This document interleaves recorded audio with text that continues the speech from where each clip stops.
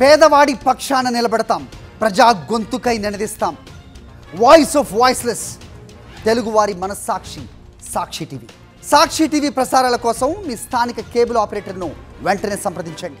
గత కొంతకాలంగా భారతీయ నటులు ముఖ్యంగా దక్షిణాది హీరోలకు జపాన్లో బ్రహ్మరథం పడుతున్నారు.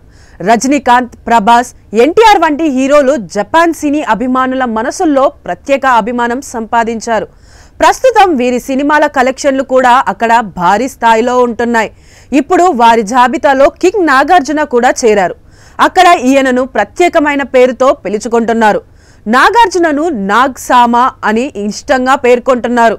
ఇటీవల నాగార్జున నటించిన పలు సినిమాలు జపాన్ ప్రేక్షకులకు ఆయన్ను దగ్గర చేశాయి. ముఖ్యంగా హిందీలో రూపొందిన బ్రహ్మాస్త్రలో నాగార్జున ప్రత్యేక పాత్ర పోషించిన సంగతి తెలిసిందే. అదే విధంగా తాజాగా విడుదలైన కుబేరాలో నాగార్జున చేసిన కీలక పాత్ర కూడా అక్కడి వారి ఆదరణ చూరగొంది. దీంతో జపాన్ లో అభిమానులను దక్కించుకున్న భారతీయ నటుల సరసన నాగార్జున కూడా చేరారు.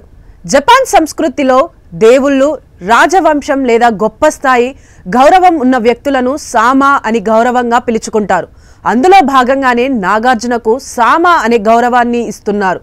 ఈ నేపథ్యంలో త్వరలో రానున్న కూలీ జపాన్లో ఎన్ని సంచలనాలు రేకెత్తిస్తోందో అనేది ఆసక్తికరంగా మారింది.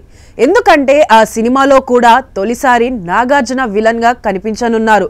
మరోవైపు ఇదే సినిమాలో జపాన్లో మంచి ఇమేజ్ ఉన్న రజనీకాంత్ హీరోగా వస్తున్నారు. దీంతో ఈ ప్రాజెక్టు ఇటు ఇండియాతో పాటు జపాన్లో కూడా క్రేజీగా మారిందని చెప్పొచ్చు.